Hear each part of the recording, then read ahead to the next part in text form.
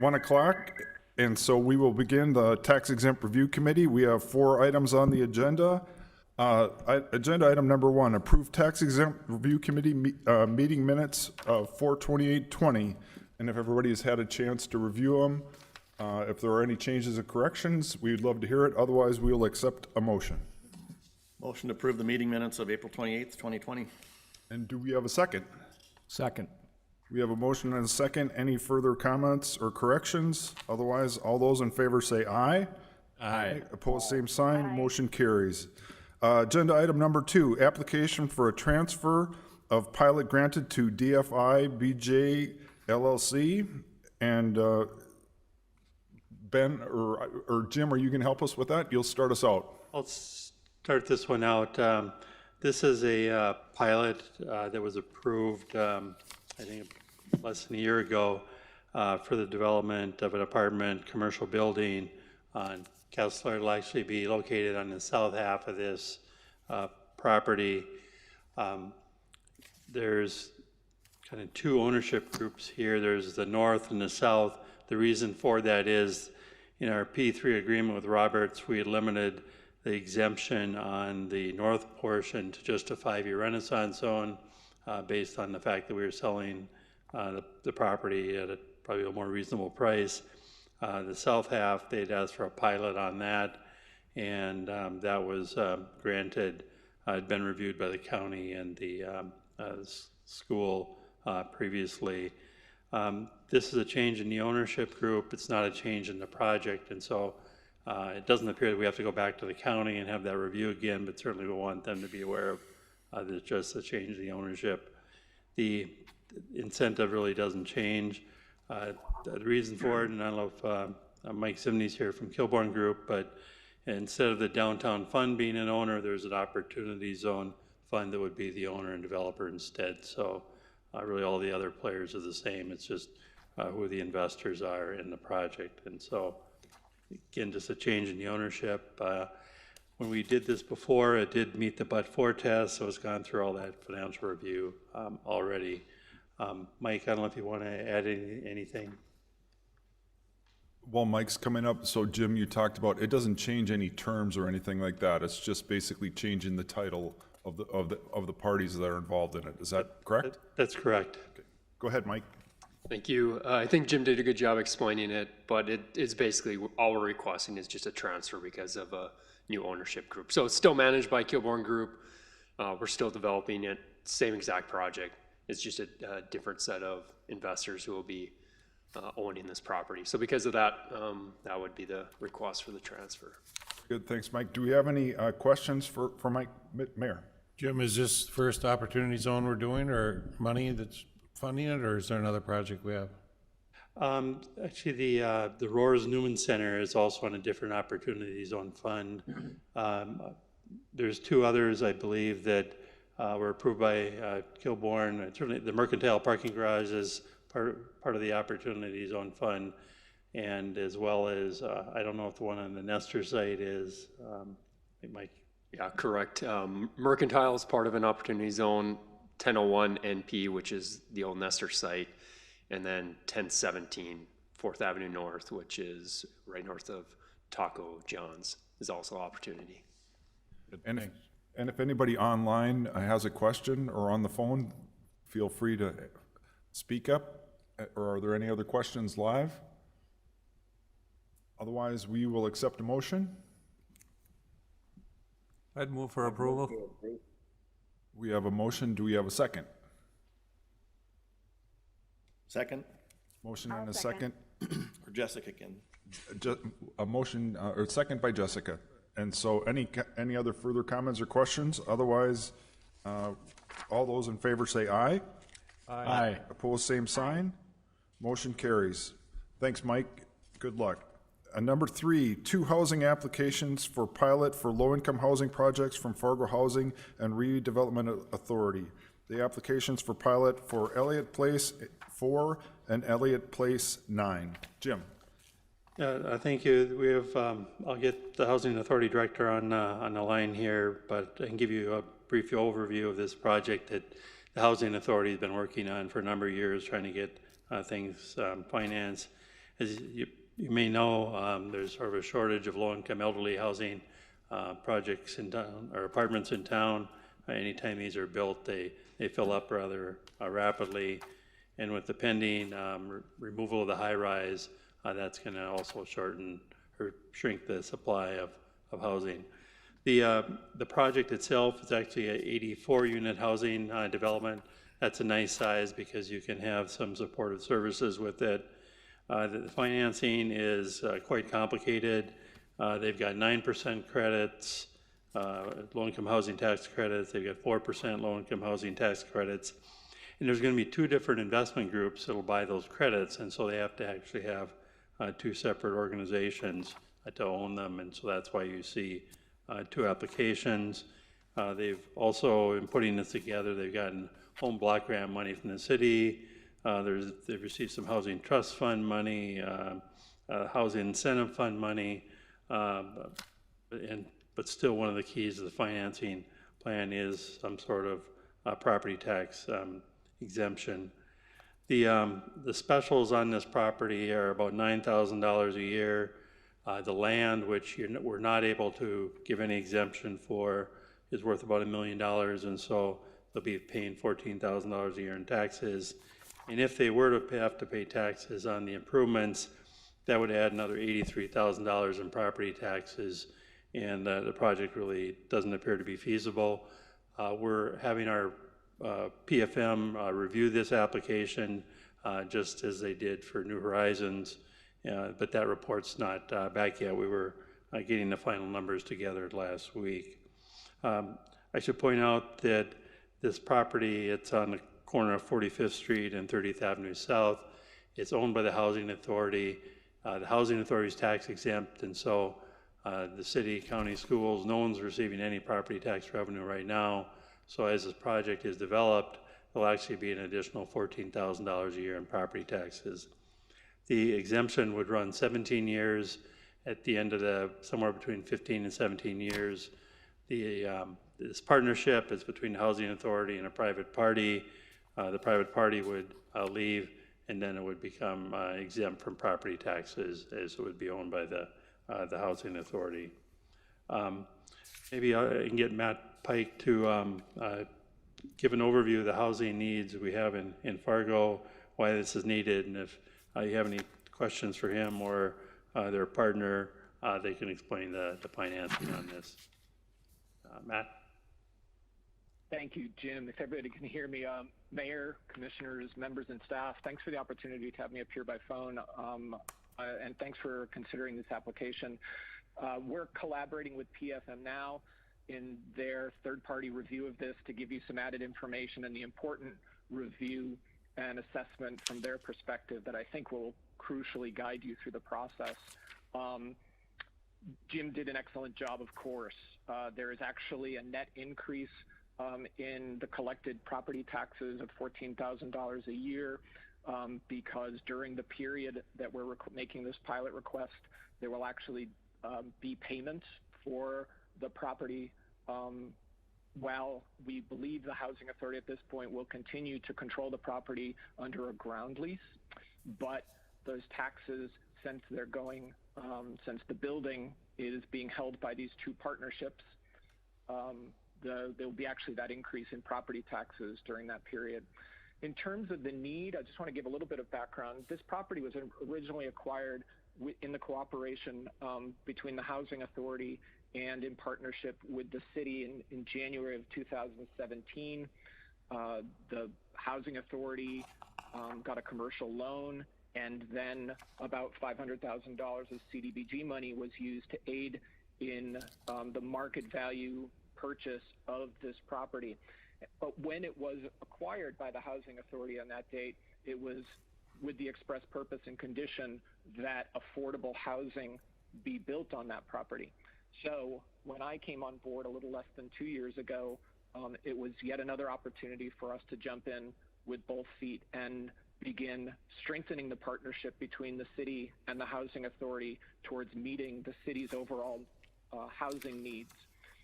It's all done in tandem with the New Horizons project that was already in process when I joined the Housing Authority, and then my desire and the Housing Board's desire to see the high-rise project begin moving forward.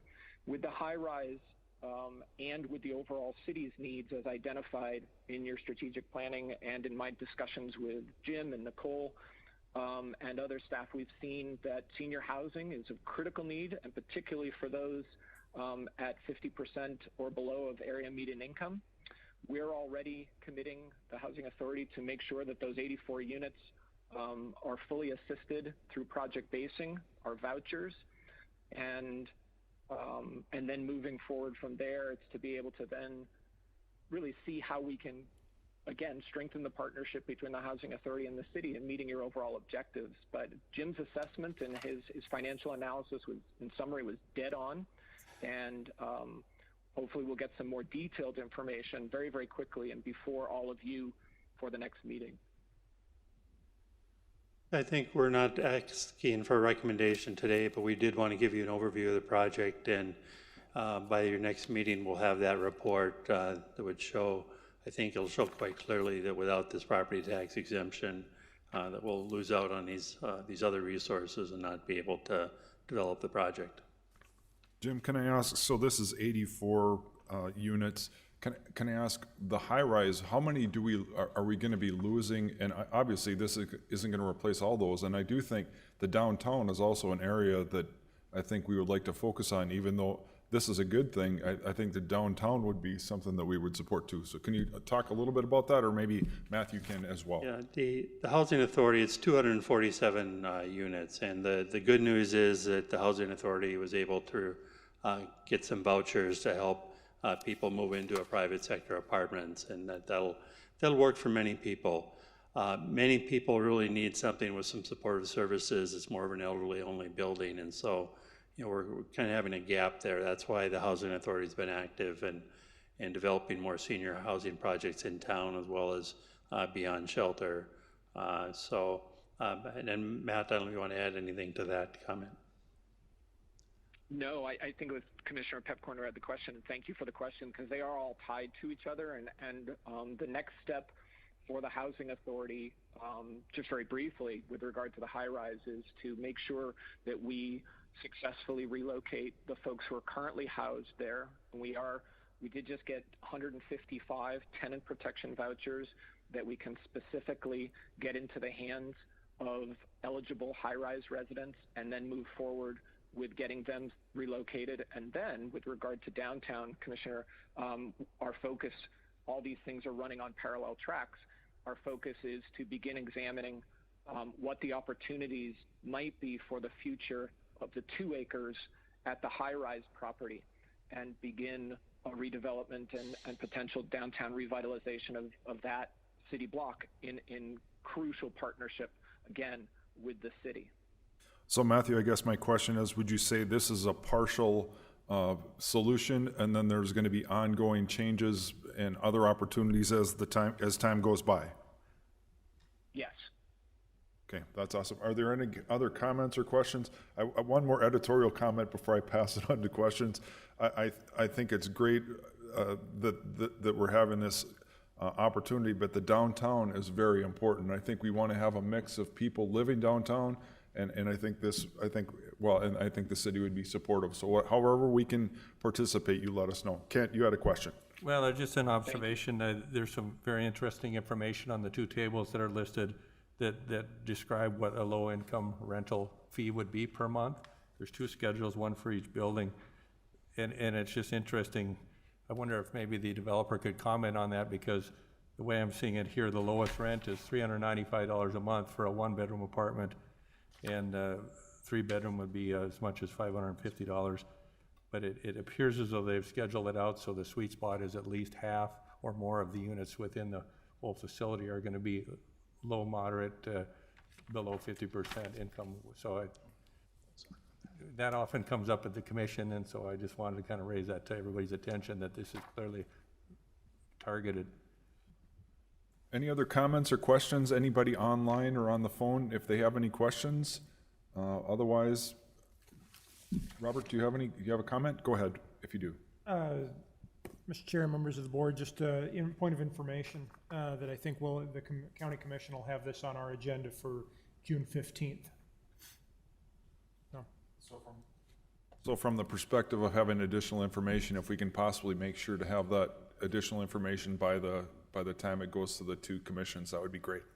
Yeah, I'll try to get that out in a week in advance. I expect it relatively soon, so it can be going out with the packet. Very good, thank you. Yep, Mayor. Robert, just a question, would this meet the county's criteria? Because that 17 years seems long maybe for them, but it's a nonprofit group that now is just utilizing a different mechanism for paying their costs, but yet it's low income, which Dave and I talk about, we really need in the community. Is there a way you're gonna be able to sell that to that group, or what do you think the group has to do, Matt has to do to get them there? You know, at 17 years, I'm not gonna speak for the five of them. I think you articulate the need very well.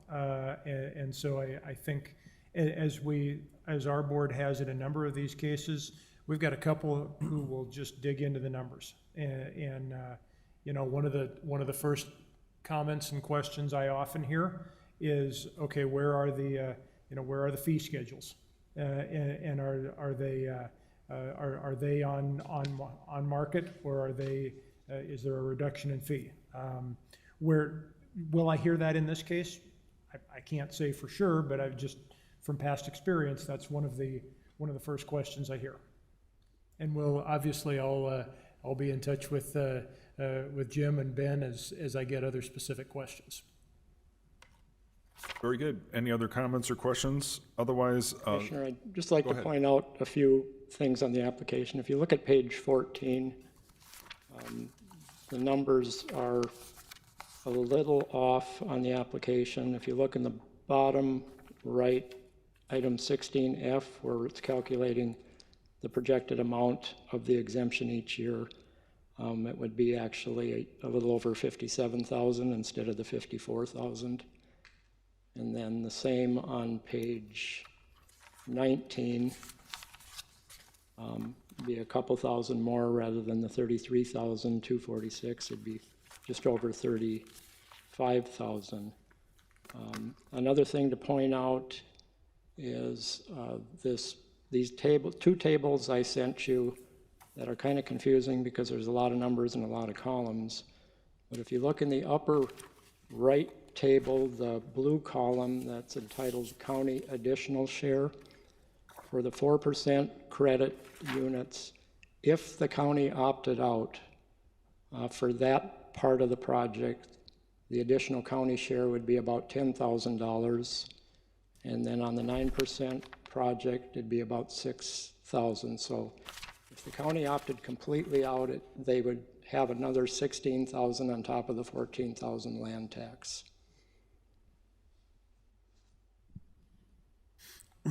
very good. Thank you, Ben. Are there any other comments or questions? I did have one question to Jim, perhaps.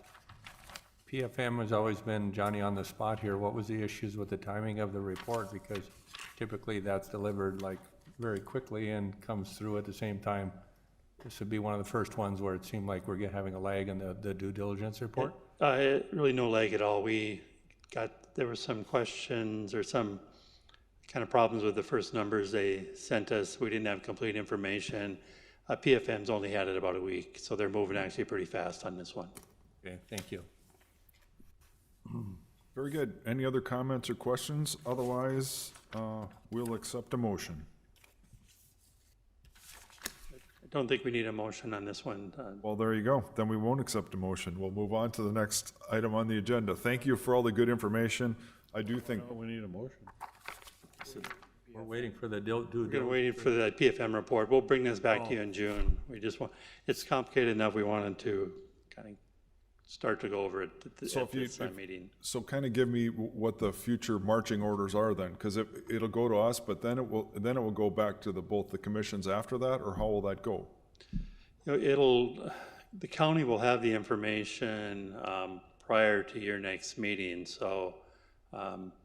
So they'll actually vote on it ahead of us. They'll vote whether or not they'd support of it. If you wish, you could have a special meeting once we get the PFM report. We could ask the county to delay action until their first meeting in July. I don't know what your preference is. Well, I just think the appropriate order would be to have it go through us first and then have a recommendation and then go to the county and the city. I just think, unless you want to have it go a different order, that's kind of how it usually goes. I'm fully on board with that, except we have that 30-day time frame that we have to work within, and if I don't know if a letter offering us an additional time frame to deal with that would suffice. I could check with Mr. Burdick on that, but I'm on that train of thought, but without some other communication, we would probably feel bound that we needed to act in that 30 days. This one's working out, yes. I think there is a provision in the statute regarding continuing negotiations with the city. I think you guys have invoked that before. Yep. And simply notified us within the 30 days that you're going to invoke that continuing negotiation. Okay. Okay, so we have it semi-clear anyway that we can, and if we needed to, we could call a special meeting. For now, we'll just continue if that's acceptable to you. So then we'll just move on, is that correct? Yep. All right, number 4, and the last item on the agenda, 701 Brew Remodel Expansion and Downtown Incentive Area Boundary. Jim? At your previous meeting, you had supported an expansion of the boundary, and it's kind of shown here with this zoning map that's up, and I think we were just short one hard copy of this. You were comfortable with the map, but you asked that I contact the Downtown Neighborhood Association as well as the adjoining neighborhood associations. We received correspondence from both the Roosevelt and the downtown. They didn't feel it was appropriate to be changing the boundary at this time. I think in looking at their comments, they assumed we were changing the zoning. We're not. They assumed we were automatically granting exemptions for high-density housing. We're not. It just would be eligible. You'd still need to follow the zoning. They talked about the need for the core neighborhood plan to be done first. And so, because of those concerns, what I'm suggesting is there's really 2 options for you to consider. One was to stay with that boundary change. The second would be, and what I think would probably be best, is to amend the policy to allow that 5-year remodeling on commercial properties immediately adjacent to the downtown. A lot of their concern was with apartments. It wasn't concerned with commercial. And if you look at this map, what that would do, it would make, let me see my pen here, but the brew place is here, the family fair, and then just west of University, there's a lot of commercial property that was in that expanded area that's immediately adjacent. And so what I'm recommending is that we kind of go with that second option, is to allow this 5-year exemption when it's a commercial property immediately adjacent to your boundary. That would allow that 701 brew to be eligible to get that one done, and then when the core neighborhood plan is complete, we could revisit this, and maybe it's even a larger expansion. So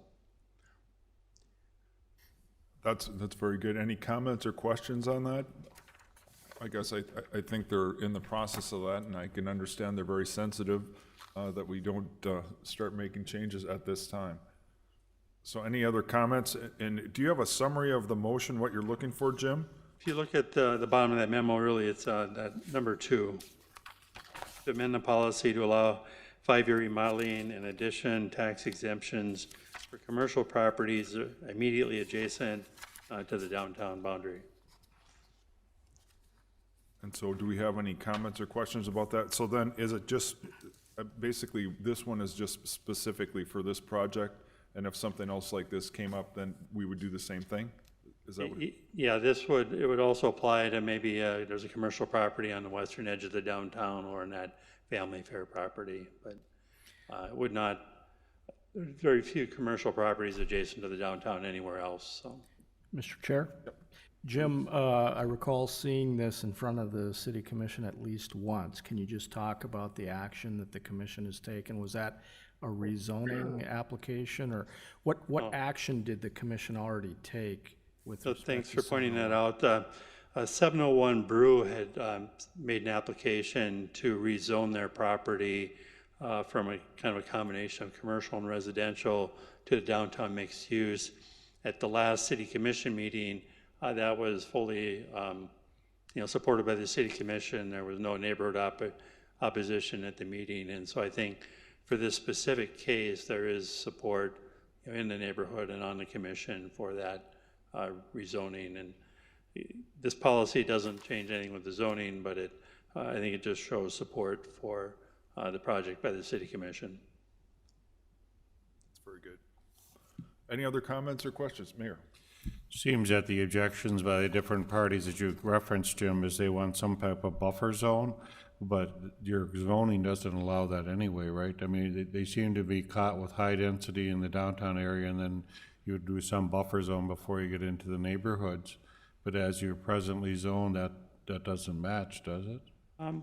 Sometimes there's a transitional zone between the downtown. You'll have the downtown high density, then you have some medium density, then you'll have lower density. And I think we have a little bit of that when you look at this, zoning map. You see the downtown color in the core. You see sort of that orange perimeter, a lot of multifamily adjacent to that before you get to the light yellow and the single family. So. Well, that's what I'm just saying, but as presently mapped out there, it appears you have R3 anyway, so there are some objections to not doing a transition zone, but the reality is that you're still zoned as an MR3, so. Yeah. And then I know they wanted to delay until you get the new land development code out, but that's at least a year or 2 years from now. Yeah, that's why I think this interim policy would be best to address this application, and there might be some others we need to address. But yeah, the core neighborhood plan is probably a year away before that's ready for adoption, and the land development code could be many years away. Move to approve. We have a motion. Do you have a second? I'll second it.